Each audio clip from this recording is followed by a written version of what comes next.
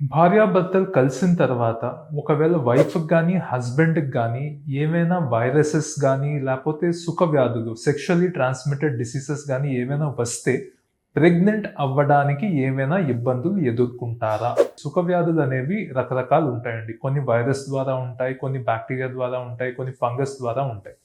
సాధారణంగా ఎలా ఉంటుందంటే సింప్టమ్ మీకు తెల్లబట్ట అవ్వడం గాని, లేపోతే బ్యాడ్ స్మెల్ ఒస్తుంది కింద.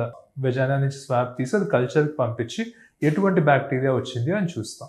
ఈ 2 పర్టిక్యులర్ క్లెమిడియా అండ్ గొనోరియా కనుక ఉన్నట్లయితే అవి టైంకి ట్రీట్ చేసుకోవాలండి. అవి ట్రీట్ చేసుకోకపోతే అవి పైకి గర్భసంచికి, ట్యూబ్స్‌కి వాటికి పాకి లోపల పొత్తు కడుపు అని ఉంటుంది చూడండి. ఆ పొత్తు కడుపులో కొంచెం అతుకులు అవన్నీ కాజ్ చేసి మీకు సంతానం కలగడానికి కొంచెం ఎఫెక్ట్ చేసే అవకాశం ఉంటుంది.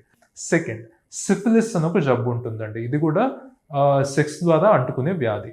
ఈ పర్టిక్యులర్ కండిషన్ ఉంటే మీకు ఖచ్చితంగా సంతానం కలగడానికి ఇబ్బంది ఉండకపోవచ్చు గానీ, సంతానం కలిగిన తర్వాత అది బేబీకి పాకే అవకాశం ఉండొచ్చు.